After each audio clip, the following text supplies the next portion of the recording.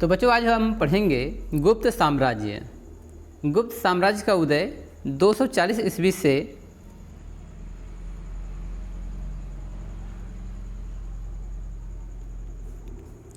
बच्चों आज का टॉपिक है गुप्त साम्राज्य।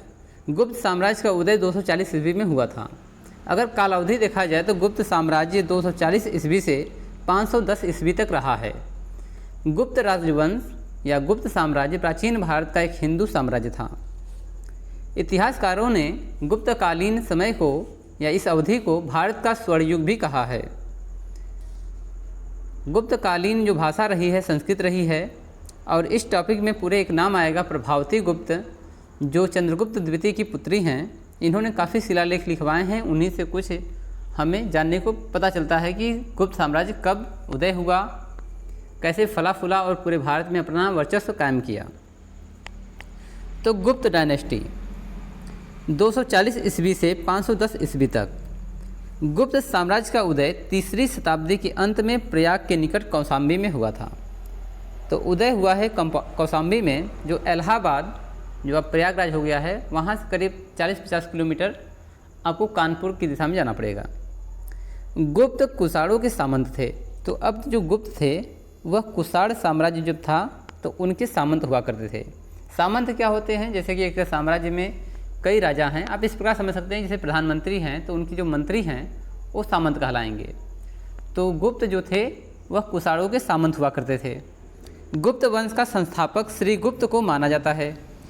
श्रीगुप्त का जो दिखाया गया है कि 240 ईस्वी से 280 ईस्वी तक शासन रहा है, लगभग 40 साल। अब देखते हैं कि इनकी वंशावली कैसे चलती है। तो यहाँ पर गुप्त साम्राज्य के पहले जो शासक के रूप में आए हैं श्रीगुप्त, 240 ईस्वी से 280 ईस्वी तक रहे हैं। घटोत्कच का शासनकाल 280 ईस्वी से 319 ईस्वी तक है।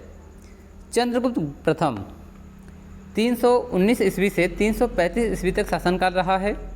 समुद्रगुप्त, जिन्हें भारत का नेपोलियन भी कहा जाता है, इनका शासनकाल 335 ईस्वी से 375 ईस्वी तक माना जाता है। रामगुप्त जो समुद्रगुप्त के बड़े बेटे हैं, इनका शासनकाल काफ़ी कम समय के लिए रहा है क्योंकि ये दुर्बल राजा थे। इसके बाद आते हैं इनके छोटे भाई चंद्रगुप्त द्वितीय। इनका शासनकाल 380 ईस्वी से 413 ईस्वी तक रहा है।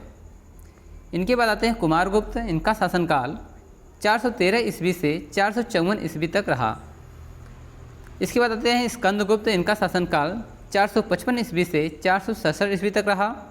इसके बाद पुरुगुप्त आए और नरसिंहगुप्त आए। इनका दोनों लोग का शासनकाल मिला करके 467 से 473 तक रहा। आगे आते हैं कुमारगुप्त द्वितीय। इनका शासनकाल 473 ईस्वी से 474 ईस्वी तक रहा है, यानी कि काफ़ी कम समय के लिए, क्योंकि राज्य का पतन हो रहा था।